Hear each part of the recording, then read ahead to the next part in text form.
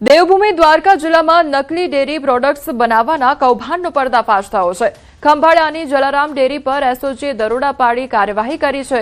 તો ડેરીના ગોડાઉનમાં કેમિકલ અને સ્કીમ્ડ મિલ્ક પાવડરથી નકલી દૂધ અને પનીર બનાવવાના કૌભાંડનો પર્દાફાશ થયો છે।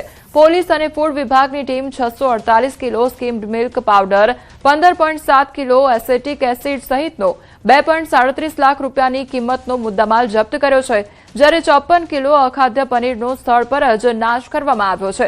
લોકોના આરોગ્ય પર જોખમ ઊભું કરનાર ડેરી સંચાલક કેતન આસાણી સામે ગુનો નોંધી એસઓજીએ આગળની કાર્યવાહી હાથ ધરી છે।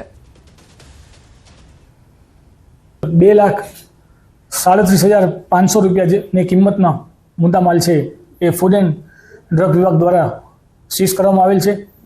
તેમજ 54 કિલો જેટલો 19,000 રૂપિયાની કિંમતનો પનીરનો જે જથ્થો છે એ અખાદ્ય ગણી અને નાશ કરવામાં આવેલ છે।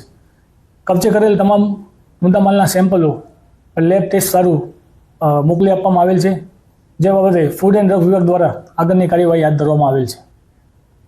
અમરેલીના ધારીમાં સિંહનો વિડીયો વાયરલ થયો છે। અમરેલી રોડ પર મોડી રાત્રે 8 સિંહ રોડ પર જોવા મળ્યા। રોડ ક્રોસ કરી રહેલા 8 સિંહનો વિડીયો વાયરલ થયો છે। શિકારની શોધમાં મોડી રાત્રે હાઈવે ઉપર સિંહ પરિવાર રસ્તો પસાર કરતા જોવા મળ્યા હતા। તો જેસીબીના ડ્રાઈવરે 8 સિંહને કેમેરામાં કેદ કર્યા। અમરેલી જિલ્લામાં સૌથી વધારે સિંહો છે, ત્યારે ધારી અને આસપાસના વિસ્તારમાં સિંહોના ગ્રુપનો વસવાટ જોવા મળી રહ્યો છે।